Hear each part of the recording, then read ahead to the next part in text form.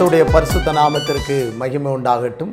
ஆண்டவராகிய இயேசு கிறிஸ்து நேற்றும் இன்றும் என்றும் மாறாதவராய் மகிமை நிறைந்தவராய் இருக்கிறார். அவருக்கே சகல மகிமையும் கனமும் துதியும் ஸ்தோத்திரமும் உண்டாவதாக.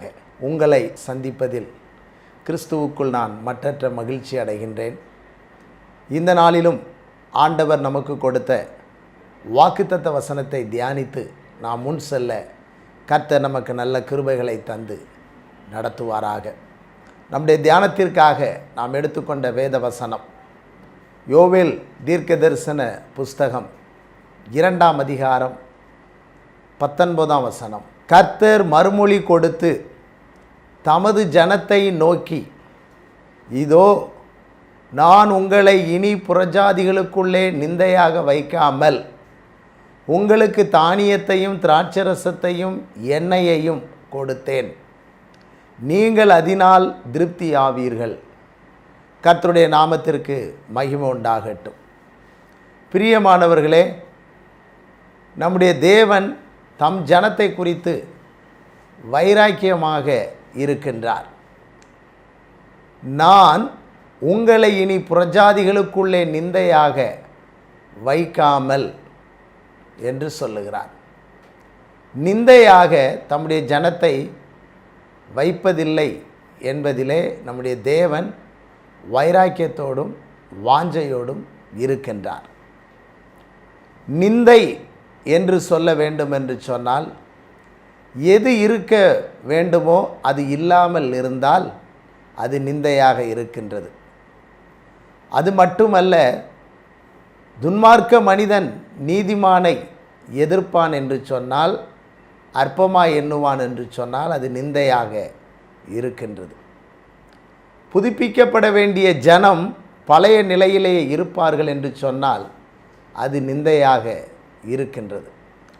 அப்படியானால் இருக்க வேண்டிய ஆசீர்வாதங்களை நாம் பெற்றுக்கொள்வோம் என்று சொன்னால், இருக்க வேண்டிய நன்மைகள் நமக்கு இருப்பதும், நாம் இருக்க வேண்டிய இடத்திலே சிறப்பாக இருப்பதும், நாம் புதுப்பிக்கப்பட்ட நிலைமையிலே சிறந்திருப்பதும் தான் தேவனுடைய மிகப்பெரிய நோக்கமாக இருக்கின்றது.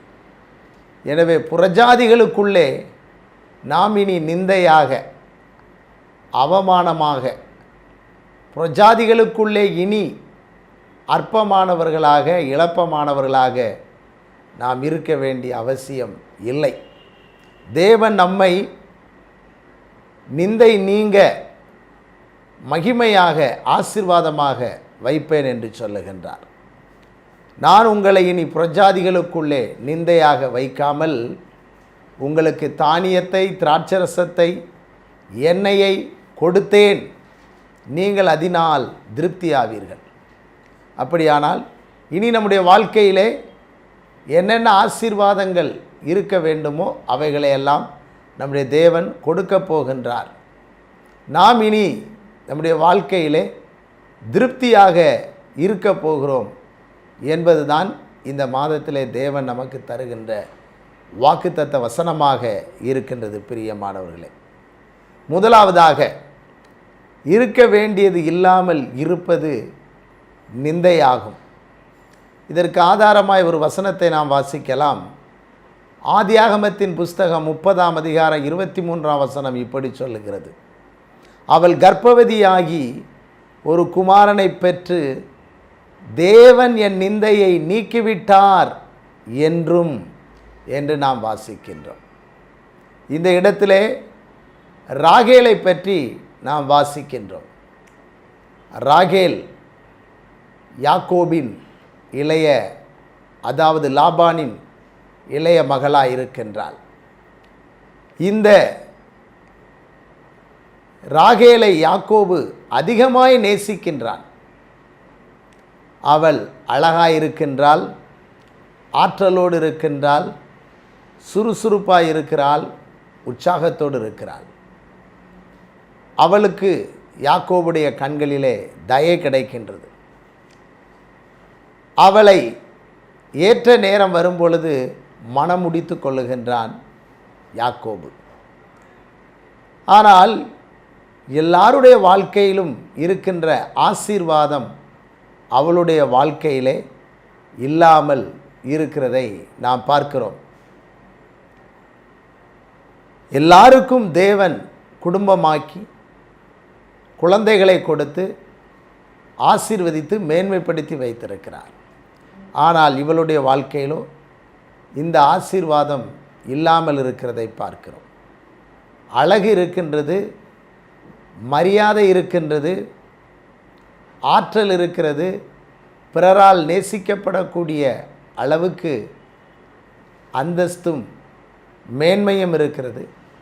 ஆனால் நன்மை இல்லாமல் மற்றவர்கள் மத்தியிலே ஒரு நிந்தையோடும் வேதனையோடும் இருக்கிறதைத்தான் நாம் பார்க்கின்றோம்.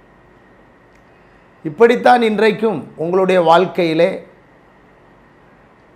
உங்கள் குடும்பம் மற்றவர்கள் பார்வையில் அழகாக இருக்கலாம். நீங்கள் மற்றவர்களுடைய பார்வையிலே கனத்துக்குரியவர்களாய், மதிப்புக்கும் மரியாதைக்கும் உரியவர்களாய், நேசிக்கப்படத்தக்கவர்களாய் இருக்கலாம் பிரியமானவர்களே.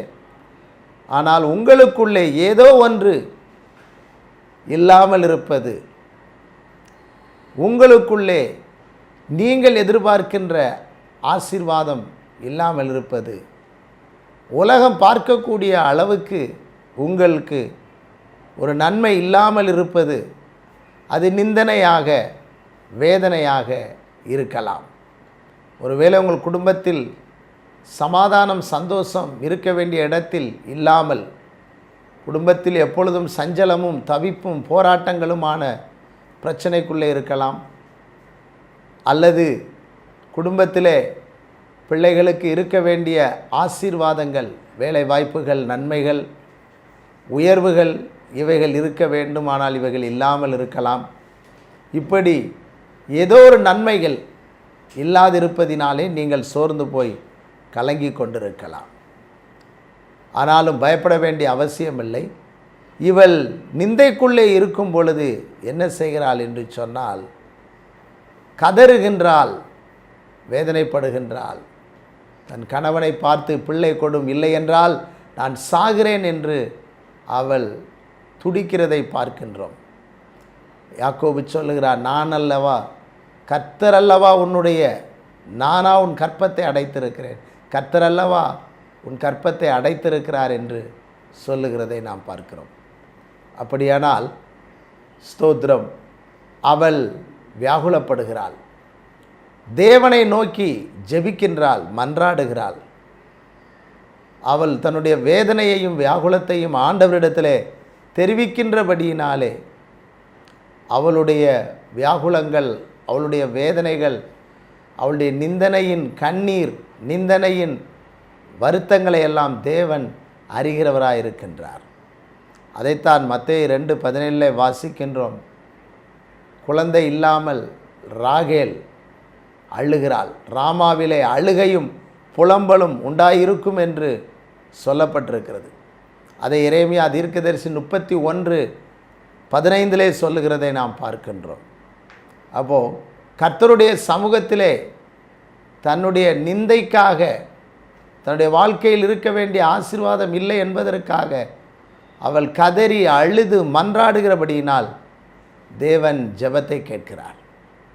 இன்றைக்கும் உங்களுடைய வாழ்க்கையிலே நிந்தைக்குள்ளே, புறஜாதிகள் மத்தியிலே நீங்கள் தேவ ஆசீர்வாதம் இல்லாமல், நியாயமாய் உங்களுக்கு இருக்க வேண்டிய நன்மைகள் இல்லாமல் கண்ணீரோடும் துக்கத்தோடும் பாரத்தோடும் இருக்கலாம்.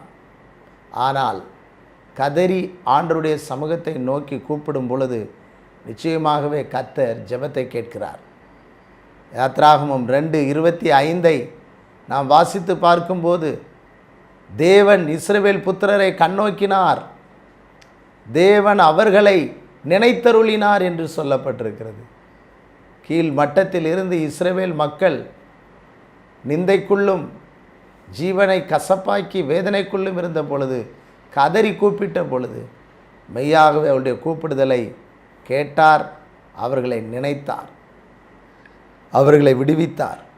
எனவே இன்றைக்கு உங்களுடைய வாழ்க்கையிலே நீங்கள் என்ன நிந்தைக்குள்ளே இருந்தாலும் சரி, ஆண்டவரை நோக்கி கதறி கூப்பிடும் பொழுது, மன்றாடும் பொழுது அந்த நிந்தை மாற கர்த்தர் உங்களுக்கும் செவி கொடுக்க வல்லவராய் இருக்கின்றார்.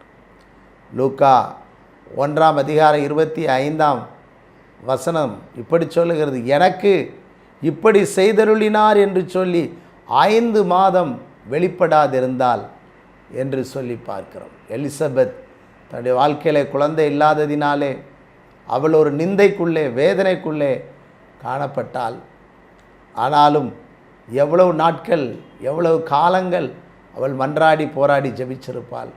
நிச்சயமாக அவளுடைய ஜெபத்தை கேட்ட தேவன் அவள் மேல் கடாட்சம் வைத்து அவளையும் ஆசீர்வதித்தார். ஜனங்களுக்குள்ளே உண்டாயிருந்த நிந்தை அவளுக்கு நீங்கிற்று. எனக்கு இப்படி செய்தருளினார் என்று அவள் ஆச்சரியப்படுகிறாள். 5 மாதம் அவள் மறைந்திருக்கிறதை பார்க்கிறோம். இன்றைக்கும் புறஜாதிகள் மத்தியிலே உங்கள் வாழ்க்கையில் என்ன ஆசீர்வாதங்கள் இல்லாமல் இருக்கிறதோ, எது புறஜாதிகள் நடுவிலே உங்களுக்கு நிந்தையாக அவமானமாக இருக்கிறதோ, அந்த ஆசீர்வாதங்களை தேவனாகிய கர்த்தர் கொடுத்து சந்தோஷப்படுத்த, மகிழ்ச்சியால் நிரப்ப, இப்படி எனக்கும் செய்தருளினார் என்று நீங்கள் பிரமித்து சொல்லக்கூடிய அளவுக்கு, ஆச்சரியப்பட்டு சொல்லக்கூடிய அளவுக்கு கர்த்தர் உங்களுடைய நிந்தைகளை மாற்றி உங்களை சந்தோஷத்தாலே மகிழ்ச்சியாலே நிரப்ப போதுமானவராய் இருக்கின்றார். 2வது ஒரு வசனத்தை நாம் வாசிக்கும் பொழுது 1 சாமுவேலின் புஸ்தகம் 17:26 இப்படி சொல்லுகிறது, துன்மார்க்க மனிதன் நீதிமானை எதிர்ப்பது நிந்தையாகும். ஒரு துன்மார்க்கமான மனிதன் நீதிமான்களை அல்லது தேவ ஜனங்களை எதிர்ப்பது ஒரு நிந்தையாக இருக்கிறது. ஆதாரமாக 1 சாமுவேல் 17:26 நாம் வாசிக்கும்போது, அப்பொழுது தாவீது தன்னண்டையிலே நிற்கிறவர்களை பார்த்து, இந்த பெலிஸ்தனை கொன்று இஸ்ரவேலுக்கு நேரிட்ட நிந்தையை நீக்குகிறவனுக்கு என்ன செய்யப்படும்? ஜீவனுள்ள தேவனுடைய சேனைகளை நிந்திக்கிறதற்கு விருத்த சேதனம் இல்லாத இந்த பெலிஸ்தன் எம்மாத்திரம் என்றான் என்று சொல்லி பார்க்கிறோம். பாருங்கள், இஸ்ரவேல் மக்களுக்கு விரோதமாக விருத்த சேதனம் இல்லாத பெலிஸ்தன் பயங்கரமாக எழும்பி வருகின்றான். உங்களில் திறமை உள்ளவன் ஒருவன் இருப்பானே என்று சொன்னால் என்னோடு கூட யுத்தம் செய்ய அனுப்புங்கள் என்று சொல்லுகிறான். இஸ்ரவேல் இராணுவத்தில் ஒருவர் கூட பலசாலி தைரியசாலி இல்லாத ஒரு நிலையைத்தான் அங்கே நாம் பார்க்க முடிகிறது. அங்கே தற்செயலாய் தாவீது தன் சகோதரர்களை நலம் விசாரிக்க, சுகம் விசாரிக்க தன் தகப்பனால் அனுப்புவிக்கப்படுகின்றான். இந்த கோலியாத்தின் நிந்தனையான வார்த்தை, கோலியாத்தின் நிந்திக்கும் சத்தம் அவன் செவியை துளைக்கின்றது. நிந்திக்கின்ற இந்த மனிதனை விடக்கூடாது என்ற வைராக்கியம் அவனுக்குள்ளே எழும்பி வருகிறது. ஜீவனுள்ள தேவனுடைய சேனைகளை நிந்திப்பதற்கு இந்த விருத்த சேதனமில்லாத பெலிஸ்தன் எம்மாத்திரம் என்று சொல்லி அவர் கதறுகிறதை நாம் பார்க்கின்றோம். பிரியமானவர்களே, ரட்சிப்பை பெற்ற, தேவனால் விசேஷித்த ஆசீர்வாதங்களை பெற்ற மனிதனுக்கு விரோதமாக இன்றைக்கும் பிசாசின் கிரியைகள் எழும்பி வரலாம். துன்மார்க்க மனிதனுடைய நிந்தனைகளும் அவமானங்களும் அற்பமாய் எண்ணப்படுகிற சூழ்நிலைகளும் உங்களுக்கு விரோதமாக வரலாம். ஒருவேளை உங்களுடைய அலுவலகங்களில் அப்படிப்பட்ட நிந்தனையான காரியங்கள் ஏற்படலாம். உங்கள் தெருக்களில் பலர் உங்களை நிந்தித்து பேசலாம். உங்களுடைய சூழல்களிலே பலர் அற்பமாய் உங்களை நினைக்கலாம். இப்படிப்பட்ட சூழ்நிலைகளில் இருக்கிற உங்களை தேவன் கண்ணோக்கி பார்க்கிறவராய் இருக்கின்றார். நீதிமொழிகள் 18:3 சொல்லுகிறது, துன்மார்க்கன் வர அவமானம் வரும், அவமானத்தோடே நிந்தையும் வரும் என்று சொல்லப்பட்டிருக்கிறது. அப்படியானால் சில நேரங்களிலே துன்மார்க்கன் வரும்பொழுது அவமானம் நிந்தைகள் எல்லாம் நம் சில நேரங்களிலே சந்திக்கலாம். அப்படிப்பட்ட சூழ்நிலைகளிலே நாம் சோர்ந்து போக வேண்டிய அவசியமில்லை. ஜீவனுள்ள தேவனுடைய சேனையை நிந்திப்பதற்கு இந்த விருத்த சேதனம் இல்லாத பெலிஸ்தன் எம்மாத்திரம் என்று வைராக்கியத்தோடு கூட தாவீது கதறுகிறான். அவனுக்குள்ளே பரிசுத்த ஆவியானவர் பலமாய் அசைவாடி கொண்டிருக்கிறார். எப்படியாகிலும் இவனை வீழ்த்த வேண்டும் என்ற வைராக்கியம் அவனுக்குள்ளே எழும்பி வரும் பொழுது மெய்யாகவே அங்கே அந்த கோலியாத்தை அவன் வீழ்த்துகிறதை நாம் பார்க்கிறோம். காரணம் என்னவென்றால் தேவ ஜனம் இனி நிந்தைக்குள்ளே இருக்கக்கூடாது என்பதுதான் தேவனுடைய திட்டம். எனவே தாவீதை கர்த்தர் வல்லமையாய் பயன்படுத்துகிறார்.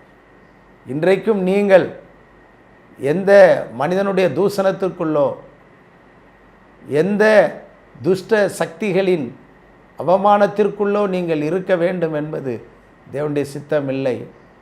அங்கிருந்து நீங்கள் மகிமையாய் ஜெயம் எடுக்க வேண்டும், வெற்றி எடுக்க வேண்டும் என்பதுதான் தேவனுடைய திட்டமாய் இருக்கின்றது. எனவே கர்த்தர் ஜெயம் தருவார்.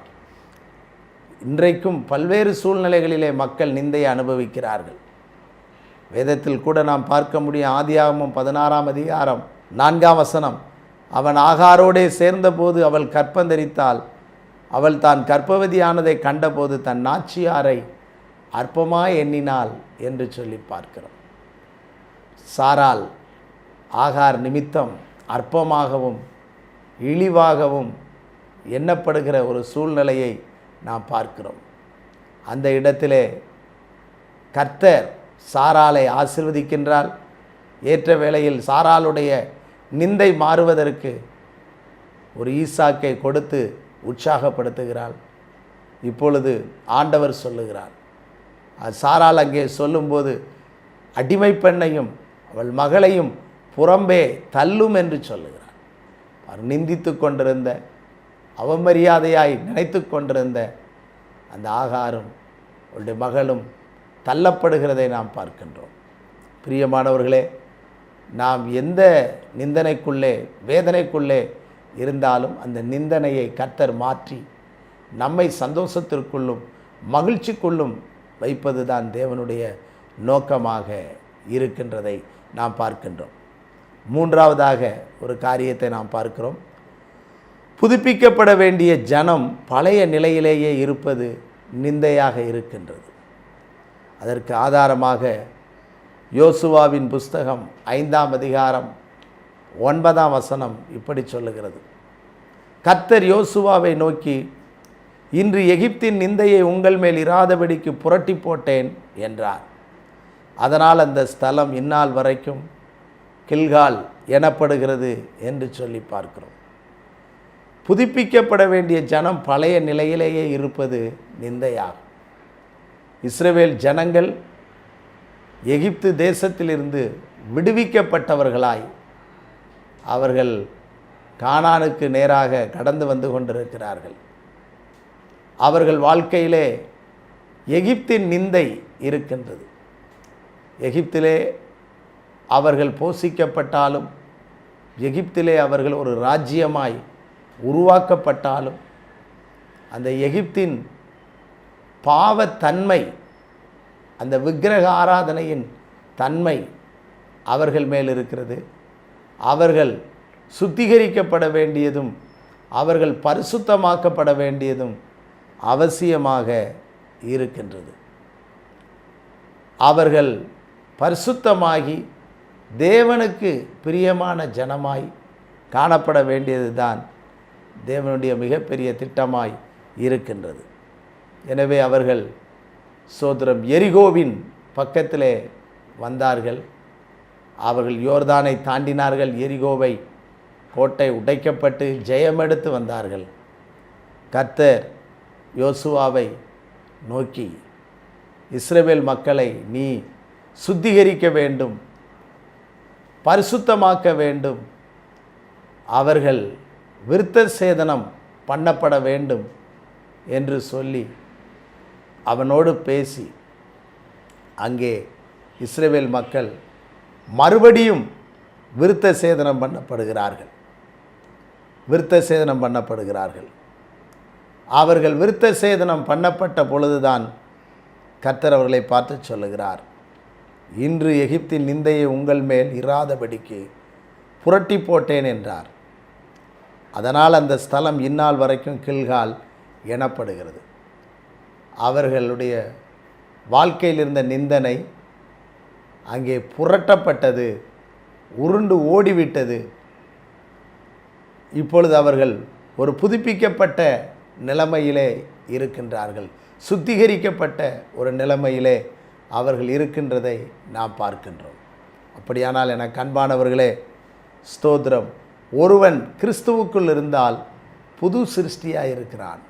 பழையவையெல்லாம் ஒளிந்து போயின, எல்லாம் புதிதாயின என்று சொல்லி பார்க்கின்றோம். எனவே இந்த மாதத்திலே கர்த்தர் நம்மை மறுபடியும் ஒரு விசை புதுப்பிக்கிறவராக, மறுபடியும் ஒரு விசை நம்மை சுத்திகரிக்கிறவராக, நம்மை அவரை போல மாற்றுகிறவராக இருக்கின்றார். ஏனென்றால் நாம் பழைய நிந்தையான, அவமானமான, பழைய பாவ சாபமான நிலைமையில் இருக்க வேண்டும் என்பது தேவனுடைய நோக்கம் இல்லை. நாம் சுத்திகரிக்கப்பட்ட, பரிசுத்தமாக்கப்பட்ட ஒரு நிலையிலே இருக்க வேண்டும் என்பது தான் தேவனுடைய நோக்கமாக இருக்கின்றது.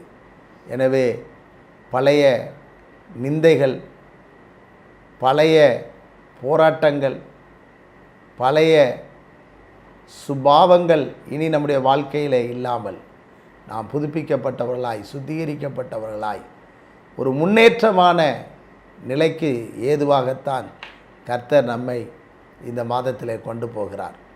அப்படியானால் இந்த மாதத்தில் நமக்கு என்னென்ன ஆசீர்வாதங்கள் இல்லையோ அவைகளையெல்லாம் தேவன் தரப்போகின்றார். இனி நாம் நிந்தைக்குள்ளே இருக்கக்கூடாது.